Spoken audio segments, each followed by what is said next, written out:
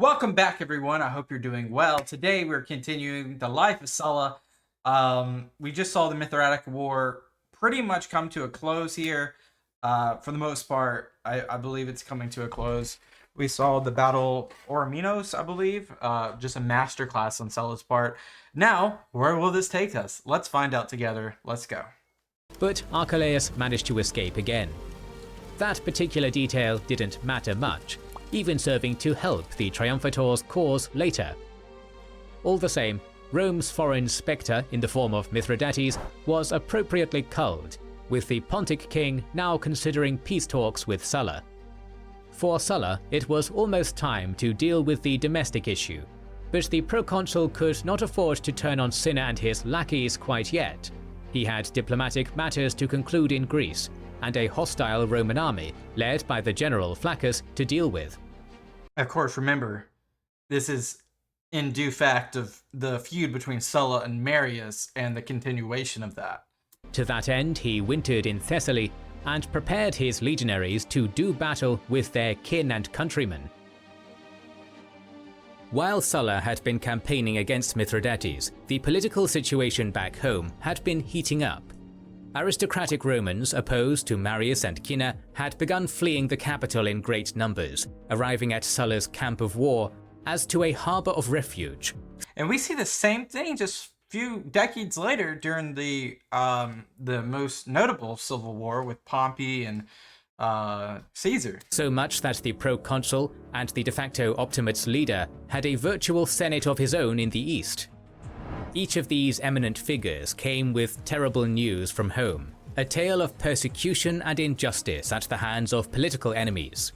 Sulla's properties and those of his allies were being burned, their supporters and friends slain, and the Republic reduced to base tyranny.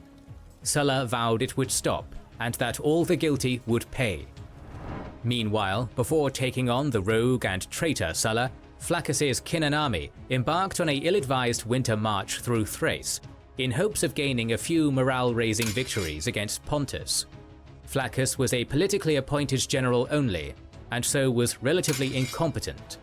Crucially, however, he utterly refused to take the counsel of his appointed military veteran, Gaius Flavius Fimbria, into account. By the time Flaccus's hapless army reached the Hellespont, he was viewed with incredible hostility by both his army and his second-in-command. Is he gonna have mutiny rise? When Fimbria threatened to depart back to Rome, Flaccus had him replaced before leaving on some business. Predictably, Fimbria seized command of the army and had Flaccus's head lopped off. Jeez! Talk about some infighting. When he returned, before throwing it into the sea. So it was that Fimbria became the principal Roman opponent Sulla would have to face here on out. While Flaccus was occupied bungling his army and his life away, Sulla was conducting diplomacy with the twice-beaten general Archelaus at Delium.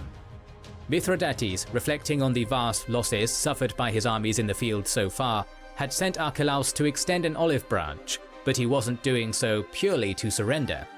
The king was all too aware of Sulla's political predicament, that the proconsul was essentially just a dangerous rogue with a powerful army, and he attempted to take advantage of that fact.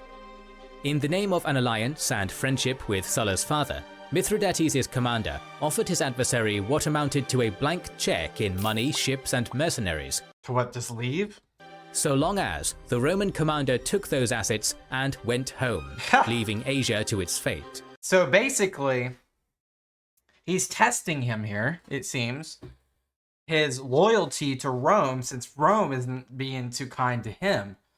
So we're about to see where Sulla's patriotism lies, to himself and his army, or to the greater good of Rome. With his customary wit, Sulla chimed back that it was truly unfortunate that it had taken 2 destroyed armies and tens of thousands of dead soldiers before Mithridates had remembered that they were friends. The implication of treason against his own republic appears to have angered Sulla a little, judging by his counteroffer. Advising the High Pontic general to look out for his own interests, and implying that Mithridates' crimes needn't be that of all Pontus, Sulla requested that Archelaus turn on his king and take the throne for himself. Oh, okay. Then he could make amends with Rome as an ally of the Republic. Archelaus was predictably aghast at the notion, and made that known with a firm retort. Sulla then gave Archelaus a proper verbal thrashing in true Roman rhetorical style. If Archelaus, the slave who had fled like a frightened child after being roundly whipped in battle twice, would never betray his master, how dare he assume that Sulla, a Roman and a vaunted proconsul, would fall to such treacherous deeds? Dang. Dang, that's pretty harsh. After this initial bit of obligatory chest-puffing showmanship, the proper negotiations began. Little evidence remains of the intricate details, but we know the eventual terms. Archelaus would hand over all his ships and get out of Greece. Mithridates was to vacate the unlawfully occupied areas of Asia Minor. Prisoners and deserters would be returned, and to put the cherry on top of the cake, 2,000 talents would be paid as a war indemnity. Some hard negotiation followed, during which Mithridates initially refused some of the terms, but was persuaded when Sulla threatened essentially to come over there and make him.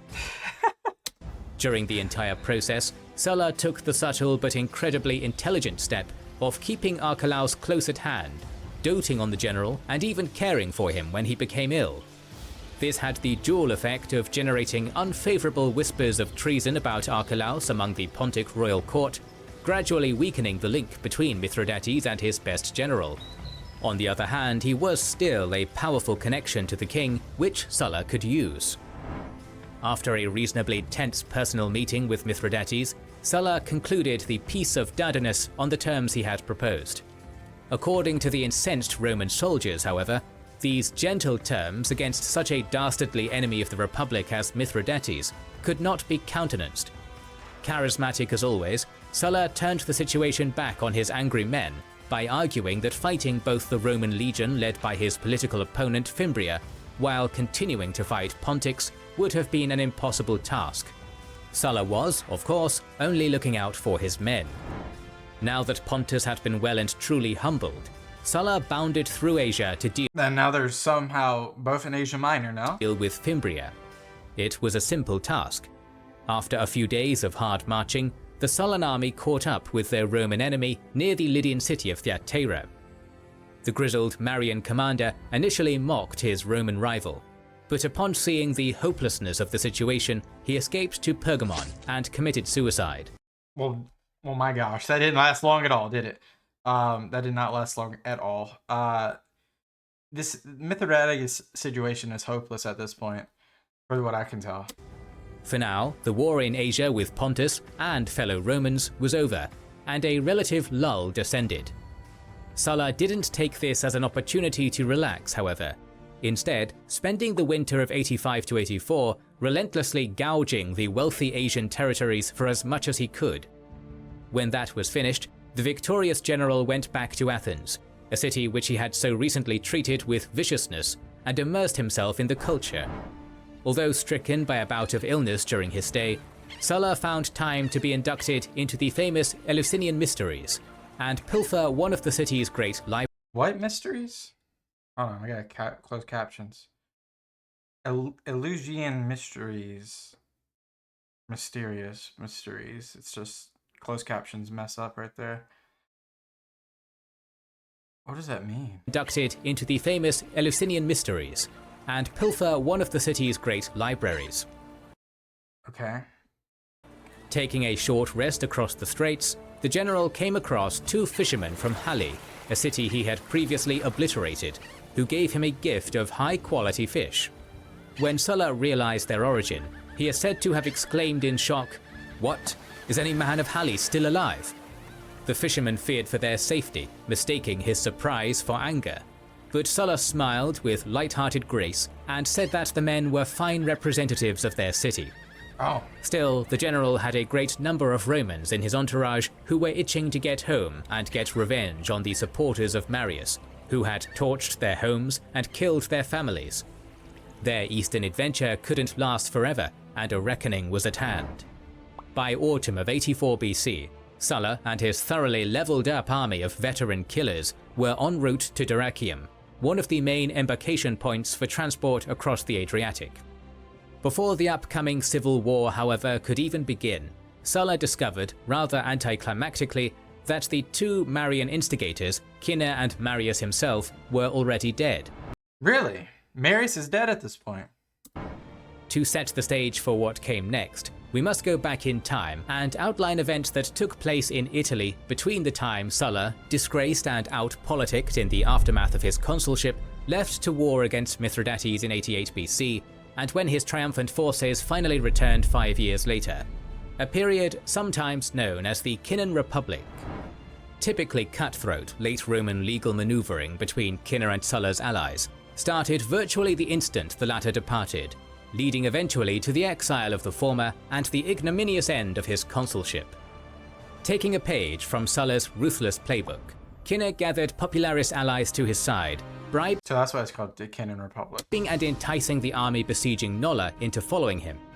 Buoyed by the support of Marius and luminaries such as the famous Quintus Sertorius, Cinna too marched on Rome in late 87 BC.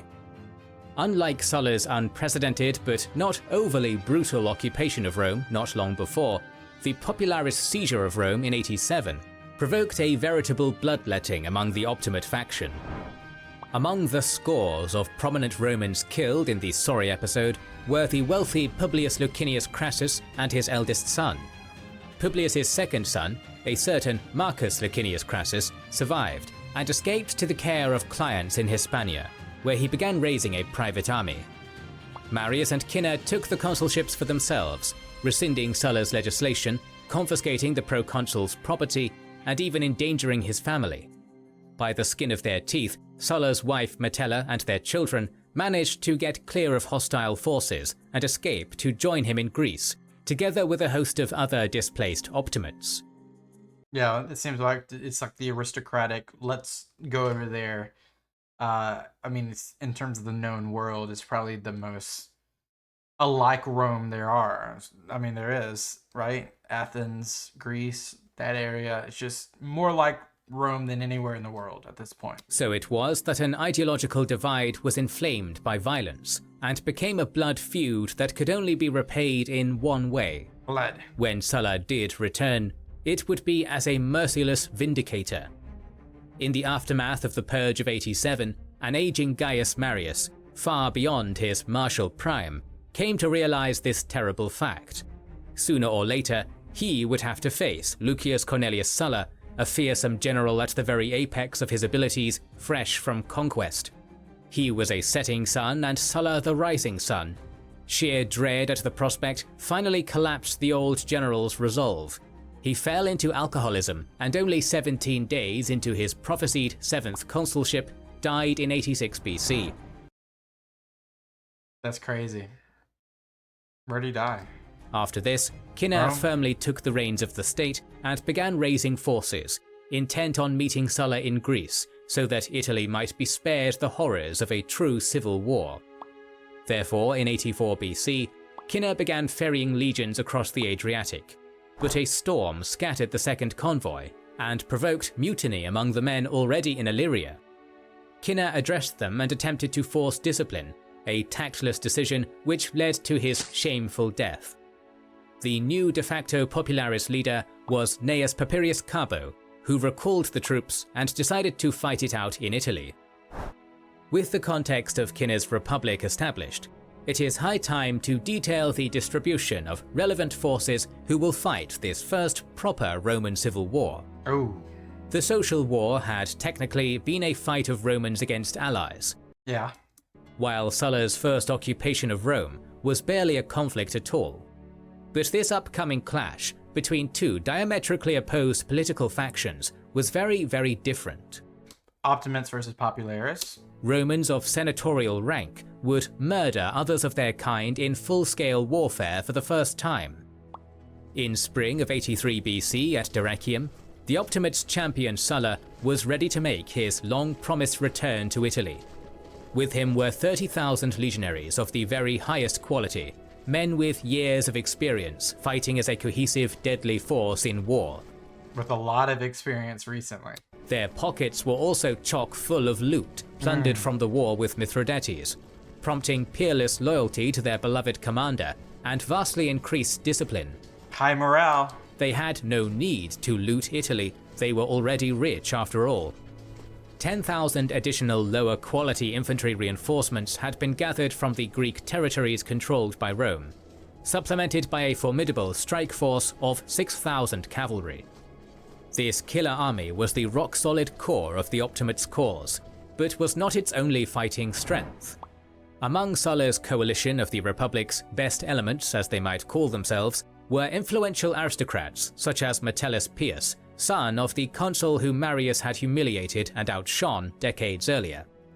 Vengeful Crassus, who had lost his father and brother, was ready to march as well, armed with his family's wealth and a small army of around 3,000. The primary popularis leaders in 83 BC were Carbo, Cinna's successor to the position of quasi-dictator of Rome, in addition to the two annual consuls, Scipio and Norbanus. Fighting a civil war in Italy gave a propaganda advantage to the populares, because, as Appian tells us, the actions of Sulla, who was marching against his country, seemed to be that of an enemy, while that of the consuls, even if they were working for themselves, was ostensibly the cause of the Republic. Yeah, there's some extraction from this where you're able to kind of like isolate Sulla and the Optimates as the outsiders, because populares, as it's said in populaire, it's the populace, it's the people, it's the anti-conservative party, it's the party for the people. Usually that would mean reforms, usually that means higher grain doles, usually that means city dwellers would love this, and the majority of people in Italia that's not in, isn't concentrated in cities for the most part, so that would make 100% sense. Even though we know in hindsight that Sulla will decisively win this war, it is important to realize that it was far from an easy fight. Scholars estimate the Cinnan manpower potential as being at least around 100,000, even though this potential had yet to be exploited. Okay, well that's where we're going to start here, because I can tell we're going to have to jump into the fighting pretty quickly. We probably have maybe 2 more episodes of this to go. It's been fun kind of understanding Sulla up to this point. A very interesting character. Very interesting character. I haven't seen him do too many wrongs at this point. Like, he's really just he's kind of individualistic, but he's he's Optimate, so he's fighting for different causes than for the populace, obviously. But time will tell what we'll make of him. Thank you guys so much for watching. Let me know below what you guys think. Until next time, peace out. Bye-bye.